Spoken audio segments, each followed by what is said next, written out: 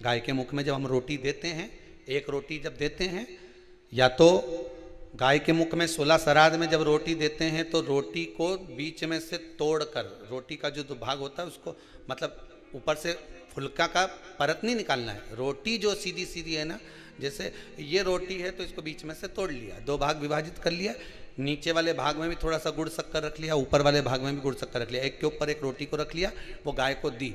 तो अपन श्राद्ध पक्ष में 2 पूड़ी का प्रमाण है कि गाय को 2 रोटी दी जाती है, कुत्ता को 2 रोटी दी जाती है। 2 पूड़ी रख के देते नहीं देते? आप लोग तो देते होगे, 2 पूड़ी के ऊपर पूड़ी रखकर, थोड़ा सा मीठा रखकर, नमकीन रखकर, कुत्ते को भी देते, 2 पूड़ी तोड़कर कागा को भी देते। 2 पूड़ी का प्रमाण कहाँ से आया?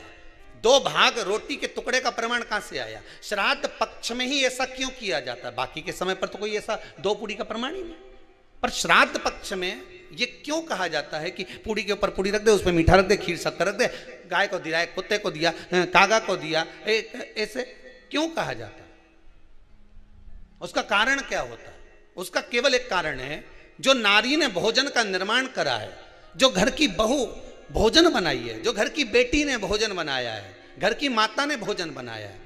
महाराज, पिता पुरुष एक कुल को तारता है, बेटी 2 कुल को तारती है। जब श्राद्ध पक्ष में 2 भाग रोटी के कर कर गाय को देती है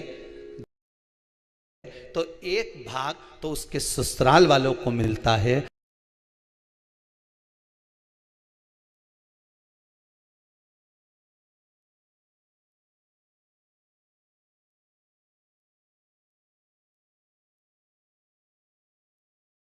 मायके को भी मिले, ससुराल को भी। जब गया जी का पिंड होता है तो नाना नानी सबका स्मरण कराया जाता है। 2 भाग,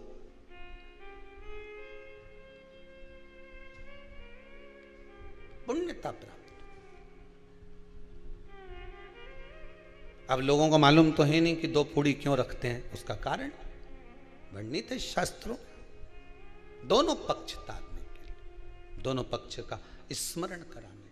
महाराज, बिंदु प्रेत योनि में पड़ा, चंचुला देवी उनके मोक्ष का प्रयोजन कर रही है, प्रयास कर रही। क्या करा जाए कि इनको मोक्ष मिल जाए? कहा शिव महापुराण की कथा। पार्वती मैया की सहेली बन गई और पार्वती मैया ने शिव महापुराण में प्रेत योनि से मुक्त होने के लिए कहा, तुम रुका जी के यहाँ जाओ, देवऋषि नारद के पास जाओ। नारद जी ने तुमरुका जी के पास भेज दिया। क्यों? नारद जी जानते हैं मैं कथा नहीं कर सकता, मैं कथा सुन सकता हूं पर कह नहीं सकता। कहने के लिए मुझे बैठना पड़ेगा, सुनने के लिए हो सकता